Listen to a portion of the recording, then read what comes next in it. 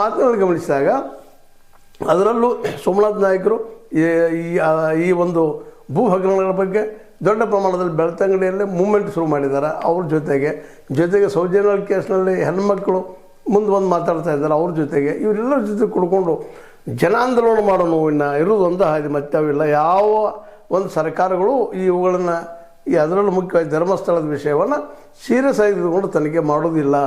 ಯಾವುದು SIT ಮಾಡಬೇಕಾಗಿತ್ತು ಅದು ಸಹಿತ ಇವತ್ತಿನವರೆಗೆ ಮಾಡ್ತಾ ಇಲ್ಲ. ಇನ್ನೂ ಅದು ಹೆಚ್ಚಿಗೆ ದಿಶಾಬೂಲ್ ಮಾಡುವಂಥ ದಿಶೆಯಲ್ಲಿ ಹೋಗೋದನ್ನು ನೋಡಿದ್ರೆ, ಮತ್ತೊಂದು ಕಡೆ ಹೋಗೋದನ್ನು ನೋಡಿದ್ರೆ ಮೋಸ್ಟ್ಲಿ ನ್ಯಾಯ ಸಿಗುವುದಿಲ್ಲ. ಇನ್ನೇನಿದ್ರು ಜನರ ಮೂಲಕನ ಜನಾಂದೋಲನ ಮಾಡಿ ನಾವು ಇವತ್ತು ಈ ಒಂದು ದೊಡ್ಡ ಹಗರಣಗಳ ಒಂದು ಸರಮಾರಿಯನ್ನು ಜನರ ಮುಂದೆ ಇಡಬೇಕಾಗಿದೆ ಅಂತ ಹೇಳ್ತಾ ಇದ್ದಾರೆ ದಿನೇಶ್ ಅವರು. ಸೌಜನ್ಯ ಒಂದಲ್ಲ, ಈ ಆತ್ಮಹತ್ಯೆ ಅಷ್ಟಲ್ಲ, ಇನ್ನೂ ಅನೇಕರಾಗಿದ್ದಾವೆ, ತನಿಖೆ ಆಗಬೇಕು.